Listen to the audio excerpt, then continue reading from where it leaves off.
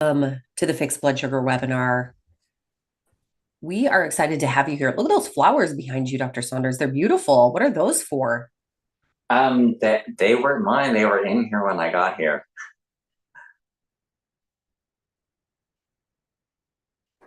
That is funny. Well, they look good. They make for a perfect video, so that's great. Yeah. All right, we have quite a few of you guys hopping on. I saw you guys waiting in the waiting room, so we're excited that you're here. We are going to be talking about exercise and type 2 diabetes today. And we would love to take your questions. If you are on Zoom, can you post those in the Q&A? And those of you on YouTube, you can post in the comments, Facebook, wherever you're seeing this. We'll do our best to get to those. But I'm excited about this topic. I want to just remind you that Dr. Saunders is a medical doctor, but he is not your doctor. So please consult with your healthcare provider before you implement any of the things that we talk about today. All right. Lots of questions come in about exercise, and there are varying levels of exercise that people, I think, are able to do. And so, why would exercise be important, or is it even important for someone with type 2? Exercise. Okay, so let's start with the basics, right? Type 2 is you have cells, and there's cells all over your body. There's 100 trillion cells in your body. Well, 60 to 100. But you can't count that high. That's a lot of cells, and every single cell has you can use glucose. I think every single cell can use glucose, and many of those cells are storing glucose in the form of something called glycogen, and that's like your muscle cells, especially liver cells and muscle cells. Are the most glycogen is stored in those cells. So you have this storage space that's getting filled up, and it's completely full. So if you have a storage space at home, like your garage or something, and you keep putting things out there, pretty soon you run out of storage space. And what do you have to do? Well, somebody has to sit down and go through the whole garage. And how do I know this? Because a year ago, my dad passed away. And so I went to my stepmom's house, and we had to clear out all his stuff. And he had a garage full. He was a guy that liked tools, right? So he had a garage full of all kinds of tools: power tools, hand tools, car tools, lawn tools, everything you could think of is all in there. And so my brothers and I had to sit down and go through each one of them, all of them. We had to pull each one of them out. Okay, does anyone want this? No. Okay, that'll go to the thrift store. And we're just uh, pulling things out of there. Well, that's what your cells have to do too. And so, how do your cells pull out that extra glycogen that's stored in there, all that sugar that's stored in the cells? How do you get it out of there? And that's where exercise comes in. So it's not good enough just to sit around and be on the ketogenic diet and eat all the fat you want in the world and just avoid carbohydrates. Okay, that's a detox. That's part of a detox program, but that's only half a detox. The other half is to get your cells to use up and take out and actually clean out those cells of all that glycogen. And so the way you do that is with exercise. Exercise does a lot of things for diabetes that are very helpful. One of them is to use up glycogen. Great. That's a wonderful thing to do. So the more you exercise, the better. Another thing is it increases the available energy by making more mitochondria. Mitochondria are those little teeny powerhouses. They're little bacteria that live in your cells that make the energy for your cells. And if you're not using energy, you don't make mitochondria. But as soon as you start using energy, then you start making mitochondria. So you can actually use all of that glucose better, more efficiently. And so you won't be insulin resistant as easily.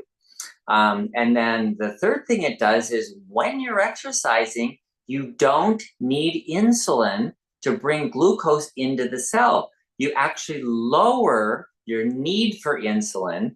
You lower your insulin resistance. Remember, the problem in type 2 is not blood sugar, it's insulin. And insulin resistance is the problem. So all of the complications, all of the uh, amputations and kidney disease, dialysis, Alzheimer's, all the things associated with the complications of diabetes are due to insulin. So it's very important that you decrease insulin levels, and exercise does that. So, for all of those reasons, exercise is a super important part of your detox program in phase one. Awesome. Okay, so let's talk about exercise. We hear people that like cardio, maybe they go run miles, or there are people who just lift weights, or you know what? I really like Club Pilates. I've been going to Club Pilates lately. What do you recommend? What does exercise mean, really?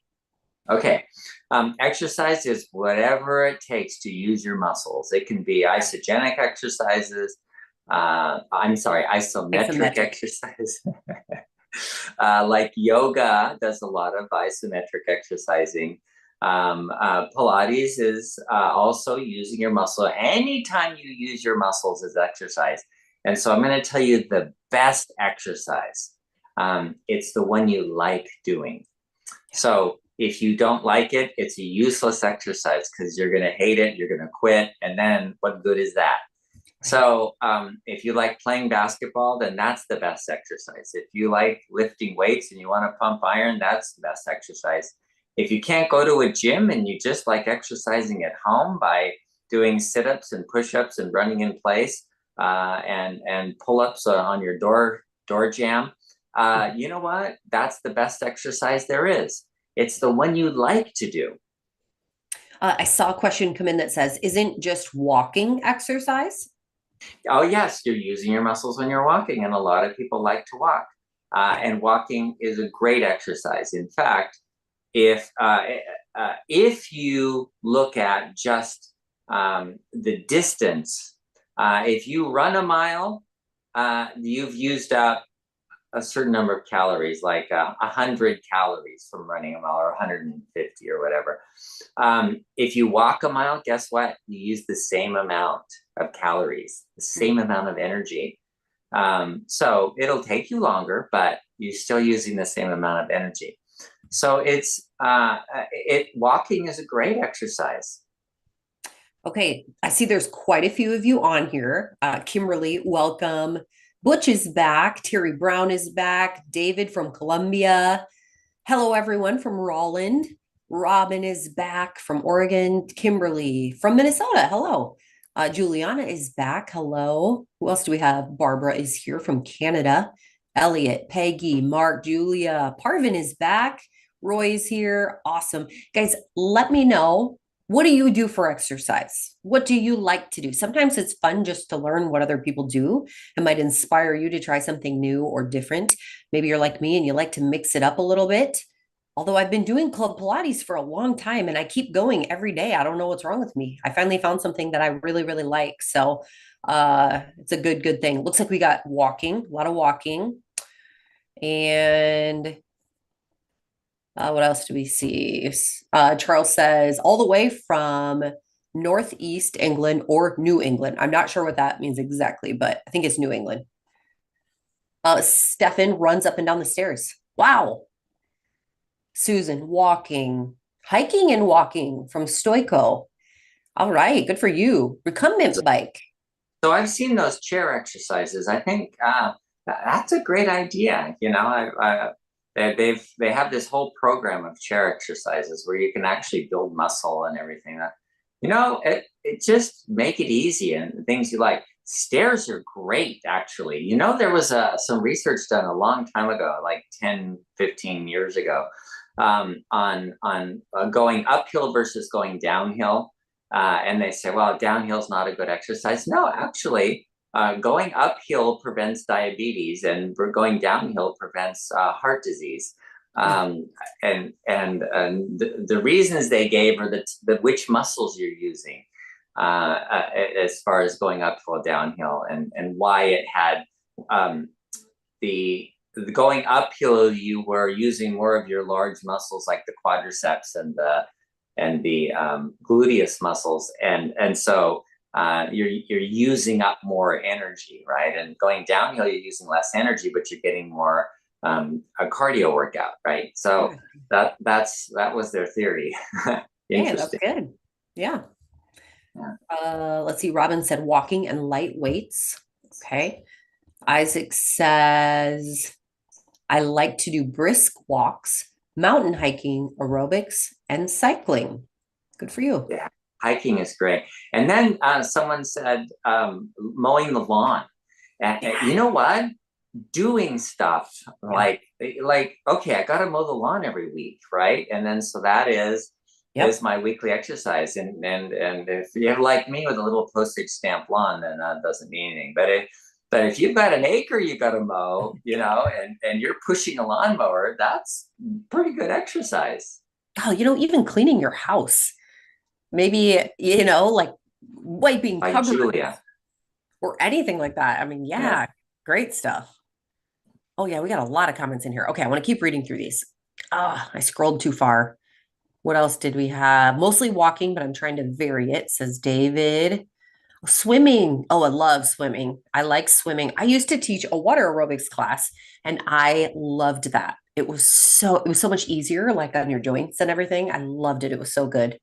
Yep, lots of walking therapy exercises, including weights. That is from Lupita.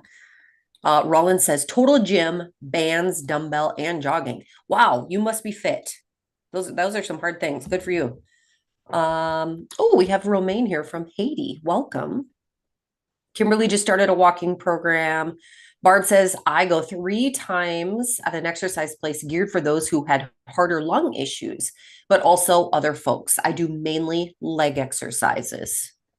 Okay. Robin goes up and down stairs. Parvin, 2 to 3 times, 30 minutes, general gym machines. Julia says, drop and do squats, crouches, or marching throughout my day, or crunches, maybe, or yeah, I'm Right. not sure.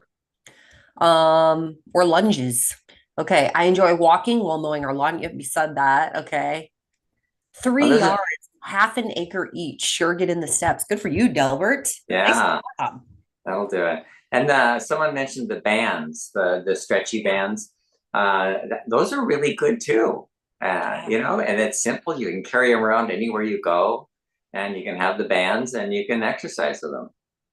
That reminds me, I was just in a class and a lady said she brings, this is a little bit different, but I was just thinking you could almost bring those bands in the car while you're driving. There might be something you could do with one of your hands. I don't know. But she brings a little lacrosse ball with her when she travels and she uses it to like roll muscles. Like she'll sit on the lacrosse ball and roll it while she's driving to like work on her muscles.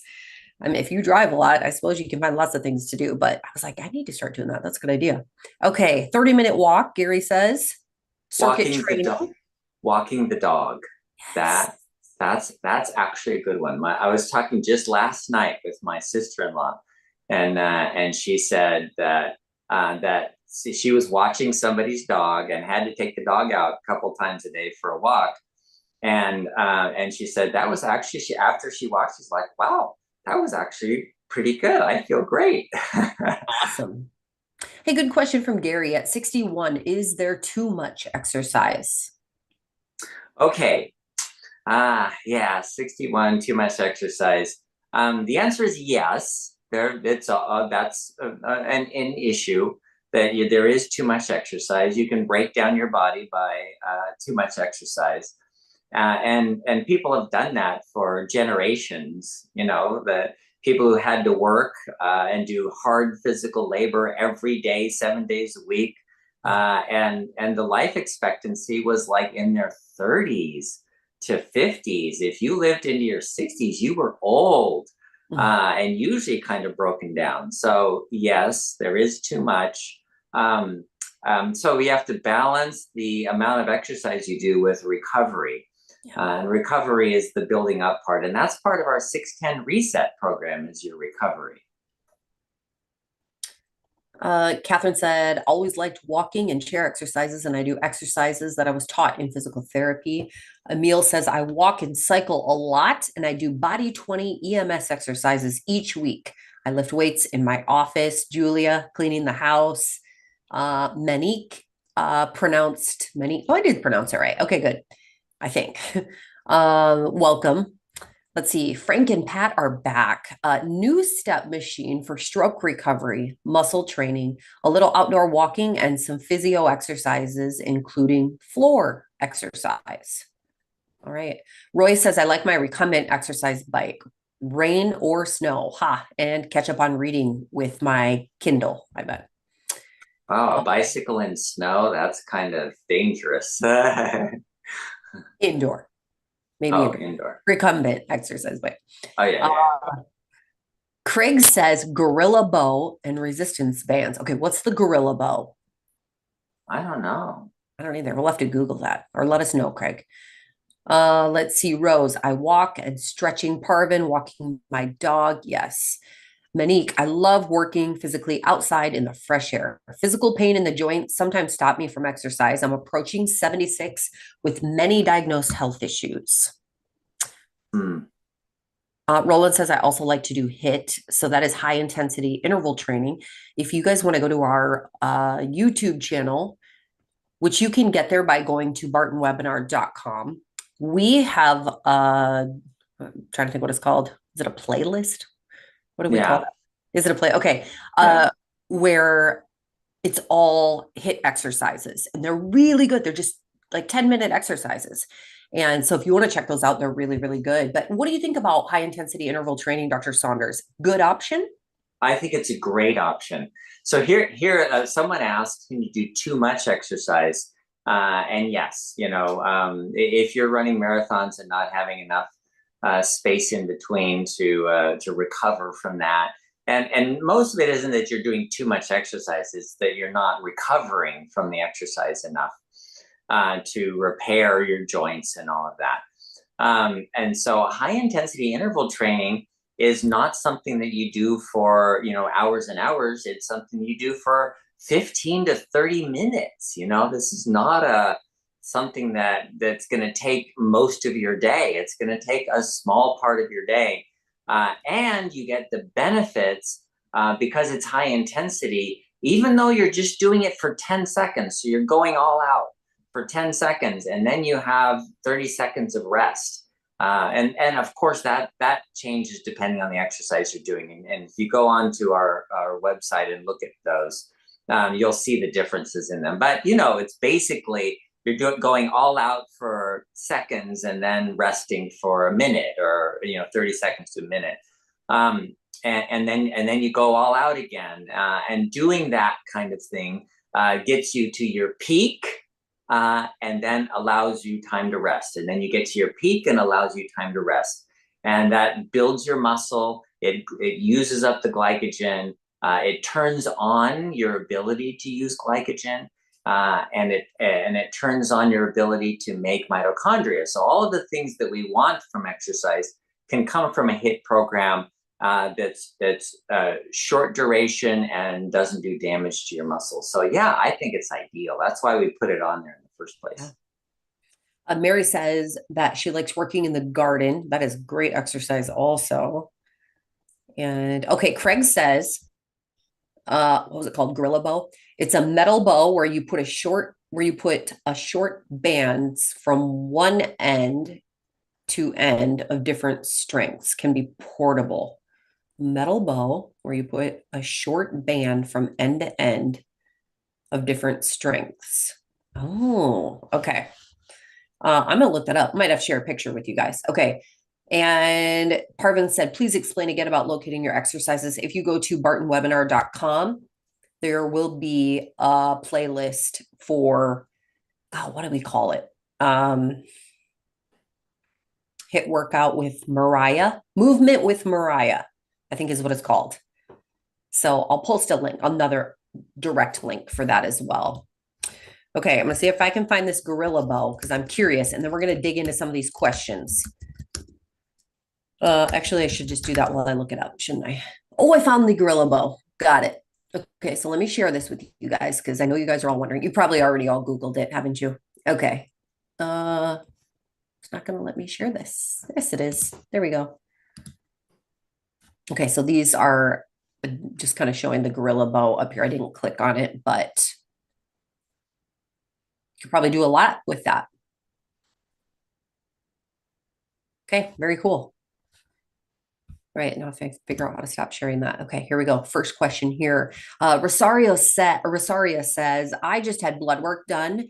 Glucose 162, A1C 5.8, insulin 5. Okay, am I reading that wrong? 162, A1C 5.8, insulin 15, frucosamine 343, C-reactive protein 2. What is the next step to help myself and get better? My doctor has not called me with my result. It has been a week. Okay, so your C-reactive protein 2 indicates that you don't have inflammation. The insulin level being over 10 is high. So you expect it to be right around 5 on a fasting specimen. Your hemoglobin A1C is what we call pre-diabetes, so it's still high. And so the simplest way to deal with this, because you're clearly making enough insulin, you have plenty of insulin, you just have insulin resistance. So exercising would be a great thing to do. And phase 1 of the program, which includes exercise and detoxing from glucose. So doing what we call a ketogenic diet, that's phase 1. And with exercise would be a wonderful thing to bring this down. You don't have inflammation. These are actually, pre-diabetes numbers. Your blood sugar, of course, glucose is high, insulin is high. That indicates you're insulin resistant. Okay, and I did find the playlist, so I'm going to go ahead and post that in the chat. I'll do that in all the places that I can. Let's go on to another question here while I do that. Beverly says, I'm 82. My doc's recommendation for vigorous exercise for 1 hour every day seems impossible and overwhelming. What I can do is walk up to 2 miles a day at a moderate pace. Lately, I've thought about adding some strength training. Could this be enough? Oh, and I have some PT exercises that I can do, from neck flexibility, knee muscle strengthening, shoulder strengthening, etc. Okay, great. So take what you can do. What you can do is walk a couple of miles. That's pretty good if you can walk a couple of miles. So what you do with that is you increase your pace gradually. You still do the same 2 miles. You plan on doing it in, I don't know how long it takes you, 30 minutes or maybe 40 minutes if it's a slow pace. And then you go, okay, I'm gonna try to get it in 30 minutes. And because actually the research shows that the pace at which you walk is more important than even the distance that you walk. So you can do 2 miles, wonderful. Just decrease the time that it takes to do that. So just like, I don't know what it is. If you're taking 40 minutes to do it, then shoot for 30 minutes. And so go a little faster. Made it to 35. Okay, try it the next day. And each day just try and get it. And then once you get like 30, then go to 25 and see if you can get to 25. That's pretty fast. That's pretty fast pace, 30. But yeah, increase your pace. That's all you need to do, and that would be great all by itself. All right. Jerry said, I started taking Ciata Ease and Eagle Eye at the same time. I had diarrhea. I stopped taking both. After 4 days, I started the Ciata Ease again without a problem. Should I take only one Eagle Eye morning and night? Let's see. Eagle Eye.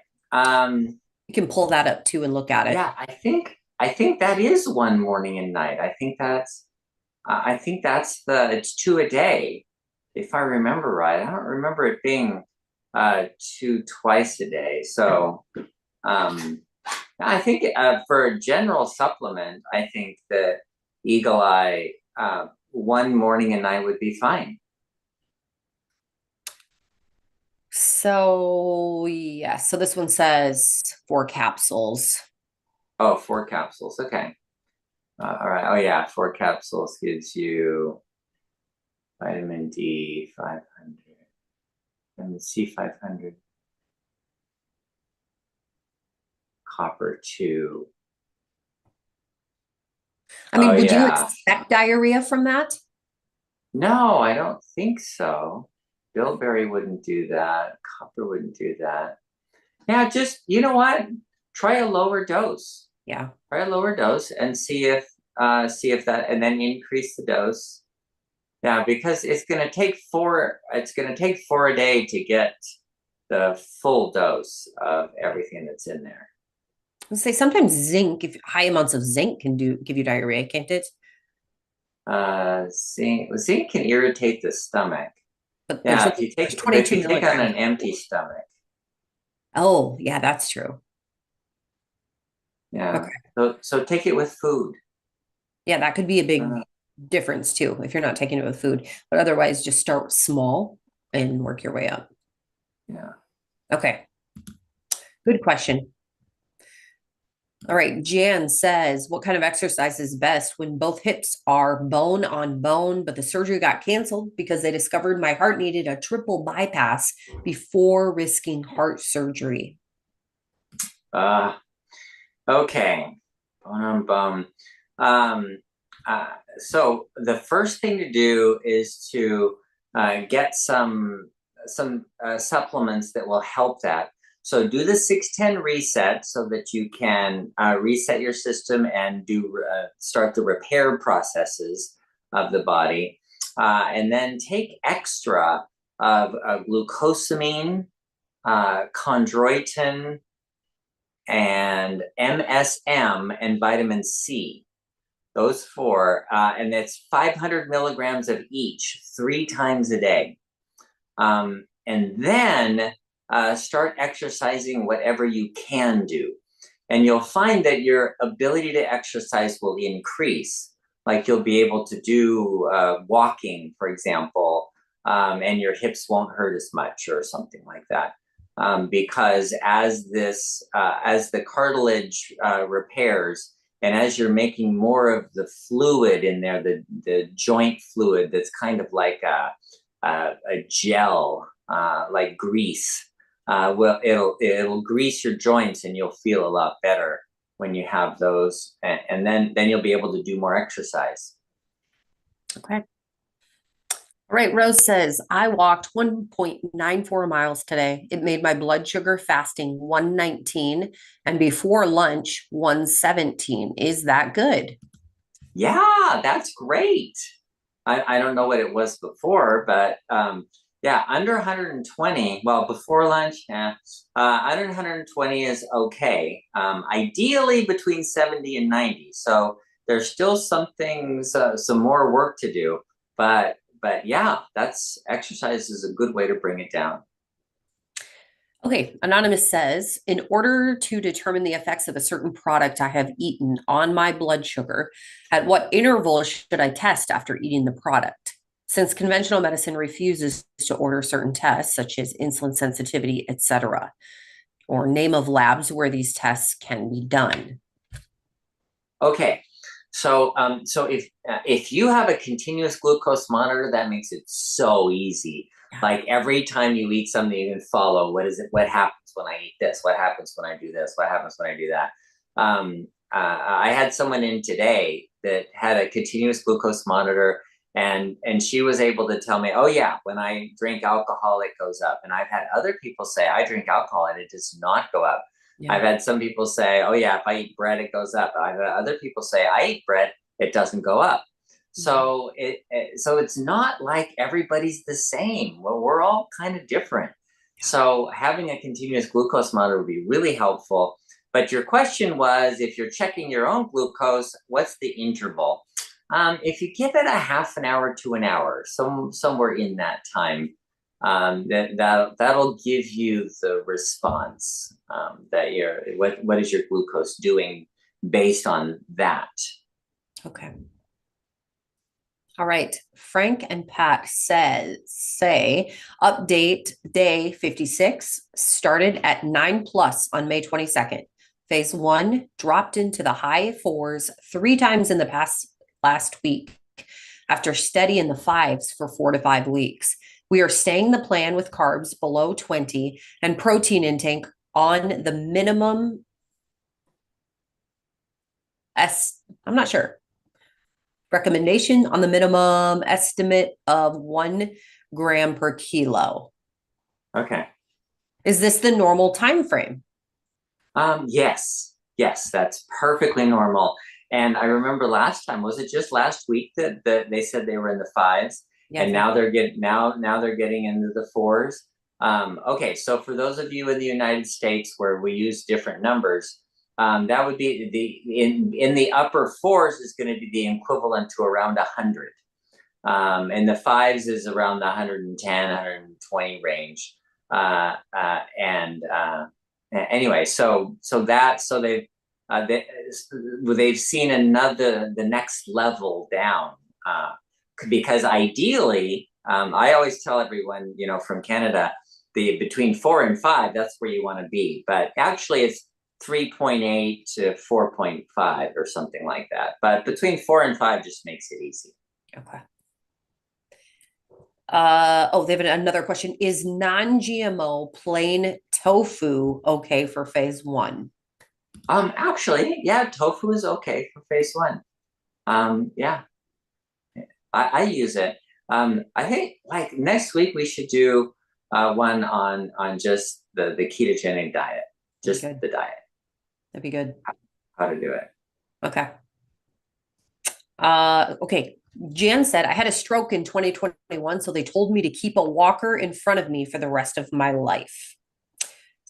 And along with that, I also saw a message from Barb. Barb said, I'm on a walker and only use a small gym, the BioStep, New Step, and other leg strengthening machines.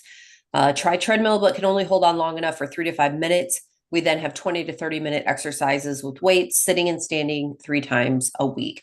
So someone who is needing a walker, what are some recommendations maybe that you would have for them? Okay, if you need a walker, use a walker. Be practical, be safe. Don't just start saying, well, I'm not going to use a walker, start running away. That's not the way to do it. But there's a good way to do what the second person you were saying, that is using a walker and doing exercise. Yep. and using the walker, doing squats, getting on the treadmill, holding on for 3 to 5 minutes. And actually doing it is the way to build it up. So if you had a stroke and you were told you had to have a walker in front of you for the rest of your life, that's the doctor protecting themselves against lawsuits. That's not for your benefit. For your benefit is to increase your muscle strength gradually. So you use the walker and then you build your muscle strength, and you're practicing and practicing and practicing until you say, well, this walker is superfluous now. I don't need it anymore because I have good strength and good stability, and I'm not falling, and I'm not even about to fall, and I feel steady. So getting to the point where you feel steady is the next step in your progression. All right. Anonymous said, push-ups against a kitchen counter followed up by gentle knee bends while holding onto the counter. Those are some good exercises. Yeah, that's easy. Those are good. Okay. Kimberly said, I have a question about carbs. If food has 18 grams of carbs and 8 grams of fiber for this plan, do you still subtract the fiber from the carbs for total carbs? Yes, that's it. That's exactly the way it's done. So that food has 10 grams in a serving. Yes. All right. Gary said, in conjunction with exercising, will you please repeat the core 4 tests you have always recommended for us to have completed to know our numbers? Okay. The blood glucose, hemoglobin A1C, C-peptide, and insulin. Those are the 4 tests. The glucose tells you immediately what the glucose is. The hemoglobin A1C tells you the average glucose. The insulin tells you immediately at this moment what the insulin is, and the C-peptide tells you more generally an average. All right, and I just posted those in the chat for you guys as well. All right, next question here. Norman said 4 capsules with a meal, 2 a.m., 2 p.m. Okay, so I think we're talking about eagle eye. Yeah, eagle eye. Yeah. Okay, and then there was another question that came through here in the chat about that. Okay, so Elliot, I think, had asked the question. Yes, 2 twice a day, morning and evening per bottle. If zinc in eagle eye is 200% ADA, should I skip any single supplement? Meaning I would have too much zinc. So yeah, if you're taking a separate supplement of zinc and eagle eye, I think is what he's asking. Yeah. That would be a lot, maybe. Yeah, that would be a lot. And the problem really is not getting too much zinc. The problem is if you're taking that much zinc and you're taking it every single day, you could inhibit your ability to absorb copper because zinc inhibits copper absorption. So you can actually get deficient in copper. So that's something to be careful of. And often, especially if you're taking a lot of zinc long term, it's a good idea to take a couple of days off and take copper on the days off. A week, every week, like take it 5 days a week and then 2 days off and take copper. Okay. Let's see. Roland said my 90-day A1C average is 5.3. How can I get my A1C farther down? I do a keto meal and 2 meal fasting. Okay. So the optimum place to be apparently is between 5.0 and 5.4. So 5.3 is like optimum, like you don't have to get it down. And, it's not the hemoglobin A1C. That's not the issue.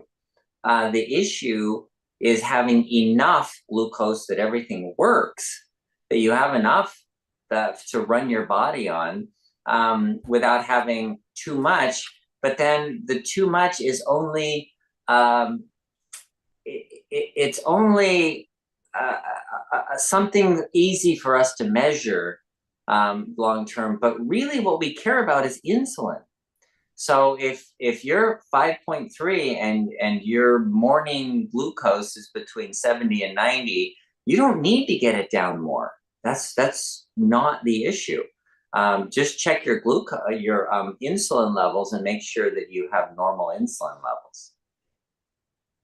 All right, Frank and Pat said in the morning, is there a difference taking blood sugar test before or after exercise? Oh yeah, there's a big difference. It's interesting that the lady that I was telling you about today that had diabetes and had the continuous glucose monitor, she said, what the heck, I exercise in the morning before eating and my blood sugar will go up from 120 to 140 while I'm exercising. And I'm like, that's okay. That's, that's the glucagon from your pancreas using up all that glycogen. And so the glycogen is being taken out and put into the blood. So would you still recommend that they check their blood sugar then right away in the morning before exercise, just to have a okay. Yeah, that would be the best time. Okay. Rayanne said, I got my newest blood work today. After fasting 72 hours, once a week on a monthly basis, my A1C was 8.6 back in April, but today was 7.4. I still have work to do, but I'm getting there. Wow. Good work. So any thoughts? Well, and now, okay, so that's also an average. The 7.4 is an average, right? Right. So, if we're fasting 72 hours at a time, would you expect that number to drop further down? No, because that's once a week. So what are you eating the rest of the time and how much carbs and so there's a lot more that figures into that than just the 72 hours. And I've often told people that you can, the advantage of fasting is you can eat whatever you want, and then you fast, and that cleans everything out, and then you can go back to eating whatever you want.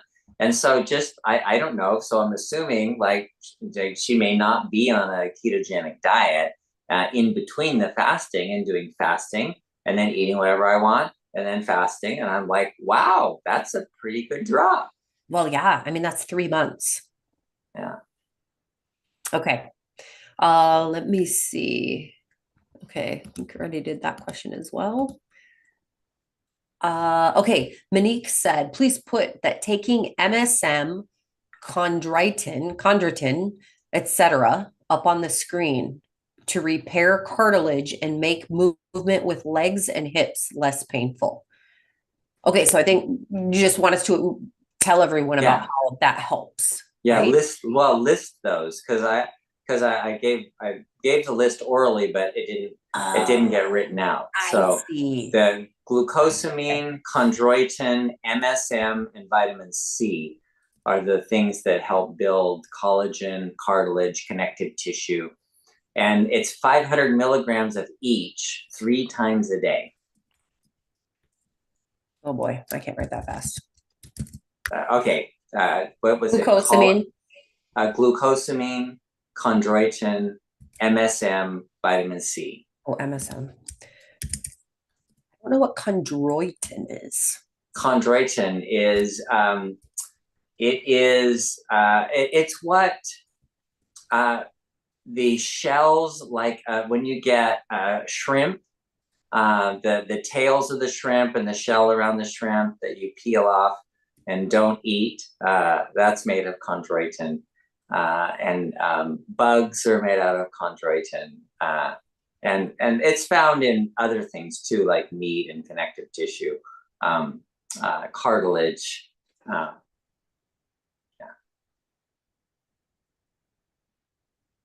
Okay. I just saw that Life Extension offers that. Yeah. Okay. All right. I think I got it all down. I better keep this for later because somebody else is going to ask me about this again. I already know it. So there you go. Hopefully that's right in the chat. You might want to look over it. Okay. I'll put that in YouTube as well. Okay, guys, here we go. Oh, we're running out of time. Let's make this fast. Okay, Anonymous says, talk about oils. I understand no vegetable oils, but then why are olive and avocado oils okay? Is MCT oil okay? Flaxseed oil. Hey, this is a good question because if we say no vegetable oil, it does kind of make you think, well, is it that the same thing as olive oil and avocado oil? It sounds like they're vegetables a little bit. What's the difference there? Bad Yeah. name, Okay. actually. So it's really interesting what the difference is. So I have a printout here, and it's kind of an interesting thing that about oils, and that is, if you look carefully at this, that it shows you down a list down here of all the different types of oils, and then green is the saturated fats. And let's see, what it is. Purple is omega-6 and blue is omega-3. So if you look at all the different types of oils, you can see up here these vegetable oils, they have a lot of omega-6 in them. In fact, every oil all the way down has omega-6, but very few of them have omega-3. You have flax right here, has omega-3, and then salmon down here has omega-3, and everything else has very tiny amounts of omega-3. And so all of these seed oils like sesame oil and canola oil, corn oil, soy oil, all of those things, they have a lot of omega-6 and very little omega-3. Whereas, the avocado oil and olive oil. So avocado oil, olive oil are essentially the same. They're very similar. And so you have here a lot of omega-9, which is the purple, right? Monounsaturated. Yeah. No, the orange. So the orange is omega-9. That's the monounsaturated fatty acids. Those aren't essential fatty acids. And so this olive oil is a lot of omega-9 with very little omega-3 and very little omega-6. So that's the advantage of the olive oil, is that it's got a lot of omega-9, but not a lot of omega-6. It's got a little bit in it. But it's not going to give you omega-3 either. You still need omega-3. That's the deal. So that's why I still recommend eating fish, taking fish oil, eating flax seeds. Chia seeds are essentially the same as flax seeds. And the goal really is to have the omega-3 and the omega-6 in balance. And omega-6 is really easy to get without the help of those oils right there. Exactly. Exactly. So if you're like, oh, I need my omega-6 in balance, you're probably already getting way too much of it anyway. Right, because it's in every oil. So we do also offer an omega-3. You froze. At bartonwebinar.com.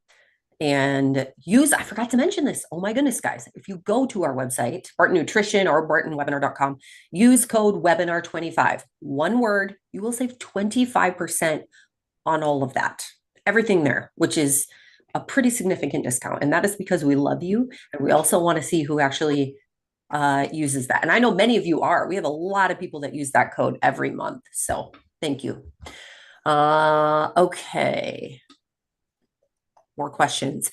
Anonymous says, phase 1, are all cheeses okay to eat? If they are organic, are cottage cheese, feta, ricotta, etc. okay?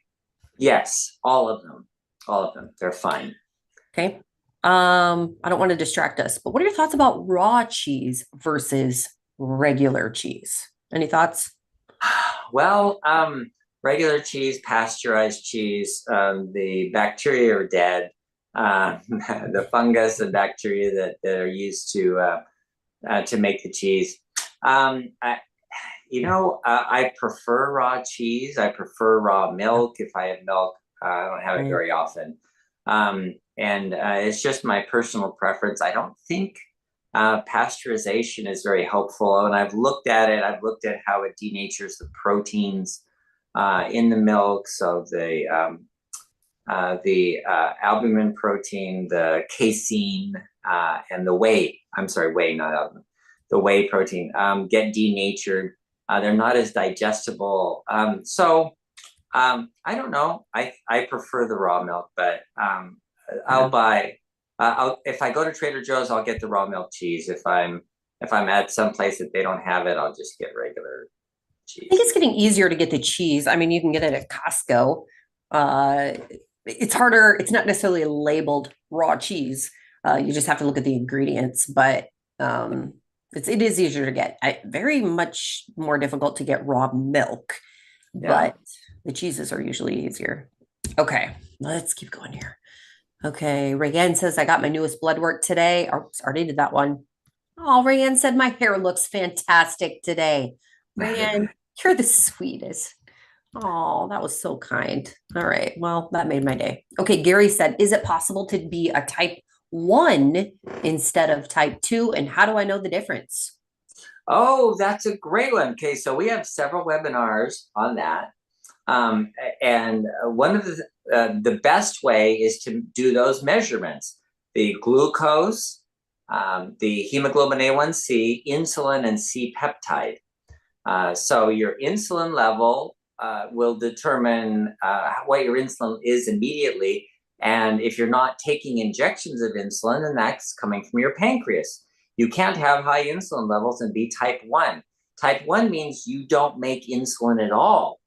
So the way you know is by testing. And if you're taking insulin, then you must do the C-peptide, because the C-peptide will say how much of the insulin that your body has is coming from your pancreas.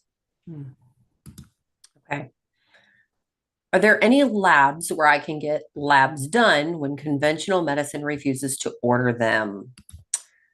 Yes. Requestatest.com. Yes. Right? Okay, Yeah. I think there are some options there. Otherwise, the other thing that I would recommend is Google functional medicine doctors in your area, and I bet they can do some of those, right? Yeah, and a lot of naturopathic doctors can do it. In some states, acupuncturists and other professionals that will actually do the tests and know how to interpret them can help you with that. All right. Roy said I was recently diagnosed with ophthalmic migraines. Is Mm. this the first step toward diabetic blindness? And does exercise help, or what does help turn this around? I'm just seeing little star flashes occasionally and some headaches. Is there a supplement that helps with this? What other steps to take to help stop or turn this around? Okay. Ophthalmic migraines means you're having visual disturbances, and there's various kinds of visual disturbance. Some people have shades going, closing in, or like looking through a tunnel, and other people have like he was saying, the stars that show up, and sometimes it's like only on one side of the eye, like you can see out of this, but there's this annoying little thing going on in your eyeballs. Those are ophthalmic migraines. And a migraine is a constriction of blood vessels that slow down the blood flow to a certain part, in this case, part of the retina, or part of the occipital lobe of the brain where the visual cortex is. So the way to stop that is the same way you would do with any migraines, and that is, why are your blood vessels twitchy? Why are your blood vessels constricting the blood flow? And that's the autonomic nervous system. And often it's something as simple as getting enough magnesium. Magnesium is something that allows dilation of blood vessels. And let's see, magnesium, vitamin B2 is also a common thing. Sometimes there's inflammation involved. Some people need to take something called arginine, which is an amino acid that allows the blood vessels to make nitric oxide that allows them to dilate. So arginine, and that's usually a pretty high dose. Well, it seems like a high dose because you're taking gram doses. So they come in 500 milligrams, and you take like four of them, which is 2 grams, 3 times a day, up to 3 times a day. And then if those migraines go away, you can back off on the dose, and you may find you don't need it anymore. So of all those, magnesium, vitamin B2, arginine, ornithine, not ornithine. Anyway, yeah. Sometimes it's even dehydration, I found for me. Sometimes if I need water. I like to use salt actually too. That sometimes will help. Like Yep. if I don't get enough salt, I find that I will get into trouble. But actually, my hormones, I think, are a big part of mine. I was diagnosed with migraines when I was 3, which is interesting. But I have found that getting my hormones checked helped. And yeah, there's lots of different causes, but that's also, they can be very painful. Okay, really good question here from Anonymous. I'm new to your program.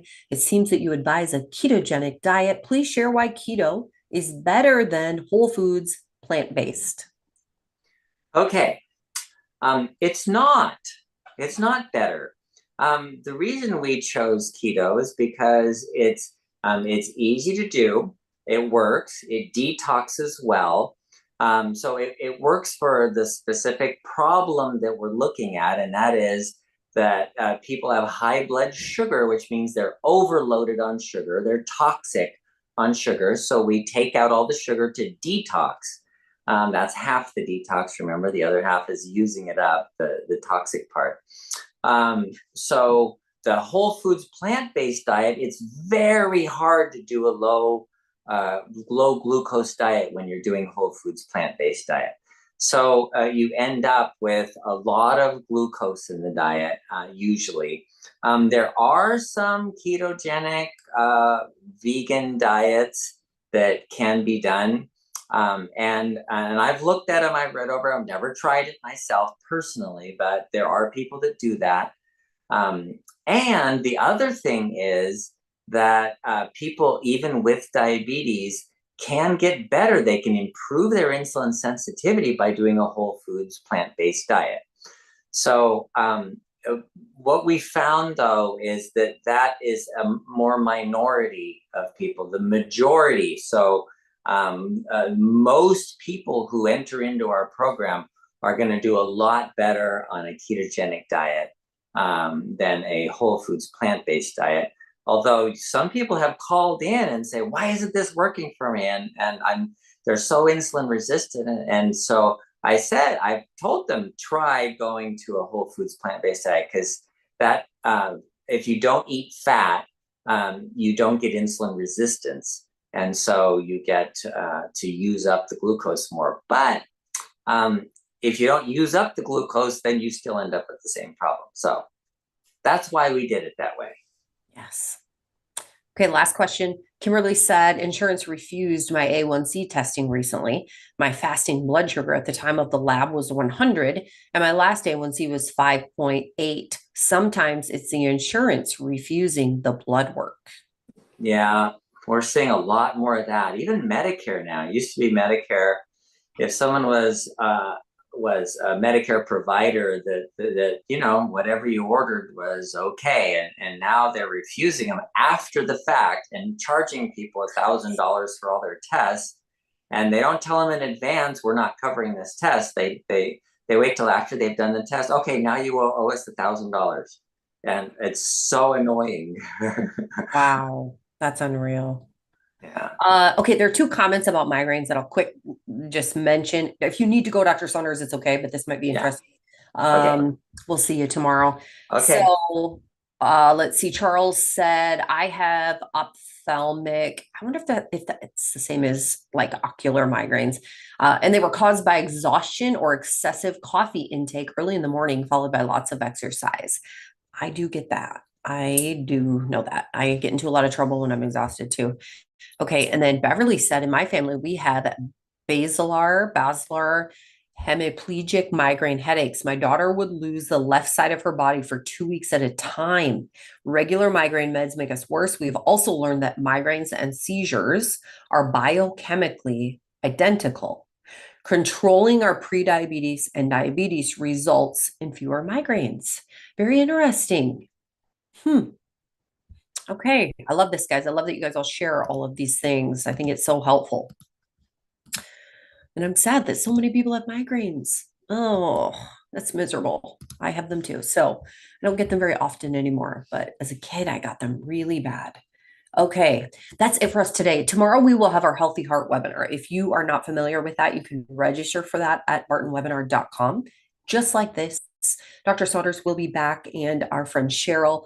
We will ask him questions about keeping our heart healthy. That is at 12 noon Central Time. So we'd love to see you there for that.